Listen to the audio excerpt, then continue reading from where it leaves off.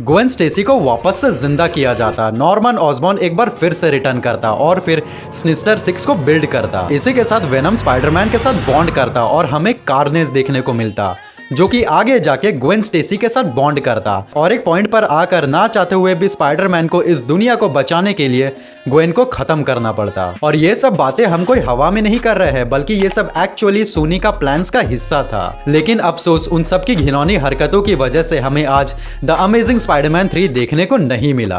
तो मेरा नाम है सुब्रतो महातो, चलिए व्हाट इफ का हमारा इस 5वें एपिसोड को शुरू करते हैं। तो अमेजिंग स्पाइडरमैन 2 का ये वाला पोस्ट क्रेडिट सीन तो आपको याद ही होगा, जिसमें हमें एक मिस्टीरियस कैरेक्टर दिखाया गया था और साथ ही में हमें डॉक्टर ऑक्टोपस का टेंटिकल्स, वल्चर का विंग्स और राइनो का सूट का भी एक ग्लिम्स देखने को मिलता है। एंड मोस्ट प्रोबेबली वो जो मिस्टीरियस कैरेक्टर हमें दिखाया गया था वो द जेंटलमैन था, जो कि कॉमिक बुक में एग्जिस्ट करने वाला स्पाइडरमैन का एक बहुत ही पॉपुलर विलन है और आगे जाके ये मूवीज में एक बहुत ही इंपॉर्टेंट रोल प्ले करता। लेकिन आप ये जानकर हैरान हो जाएंगे, इस सीन से बहुत सारे पार्ट्स को डिलीट कर दिया गया था और एक डिलीटेड सीन में तो हमें नॉर्मन ऑसबॉर्न का कटा हुआ सर दिखाया जाता, जो कि उसका बीमार बॉडी से अलग कर लिया गया था ताकि उसे किसी तरह से वापस जिंदा किया जा सके। और शॉकिंगली एक और डिलीटेड सीन ये बात रिवील करता है कि पीटर का फादर अब भी जिंदा है। और इसी सीन के बाद हमें द अमेजिंग स्पाइडरमैन 3 का स्टोरी देखने को मिलता, जहां पर पीटर ग्वेन स्टेसी का डेथ से बहुत ही ज्यादा टूट चुका था। उसके अंदर गुस्सा और अफसोस भरा होता और इस वजह से वो अपने दुश्मनों को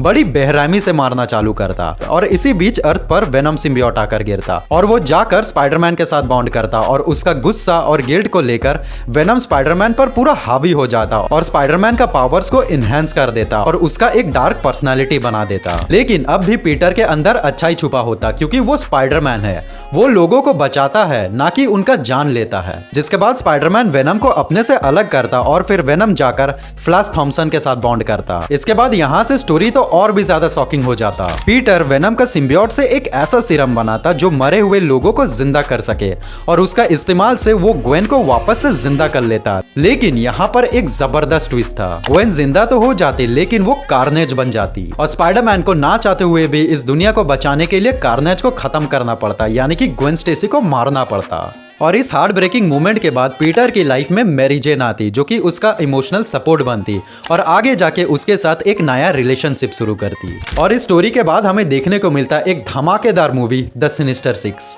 जहां पर वही मिस्टीरियस कैरेक्टर जिसके बारे में हम आपको स्टार्टिंग में बताए थे, द जेंटलमैन, वो किसी एडवांस टेक्नोलॉजी का यूज करके नॉर्मन ऑसबॉर्न को वापस से जिंदा करता और फिर एक खतरनाक टीम को बनाता जो कि रहता द सिनिस्टर 6। इस टीम में green goblin, rhino, vulture, Morbius, venom और डॉक्टर ऑक्टोपस शामिल होता और इन सब का एक ही लक्ष्य होता, स्पाइडरमैन को जान से मारना। और ये एक स्टैंड अलोन मूवी होता, जिसके बाद हमें एक एपिक बैटल देखने को मिलता द अमेजिंग स्पाइडरमैन 4 में।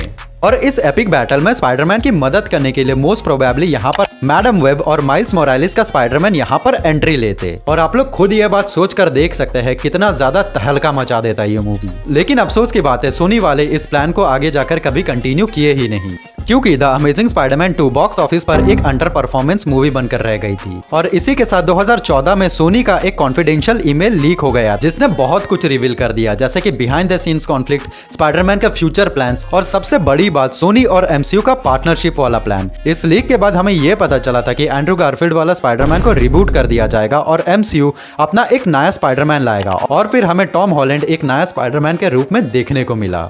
और यही सब झंझट के कारण हमने एक कॉमिक एक्यूरेट स्पाइडरमैन को खो दिया।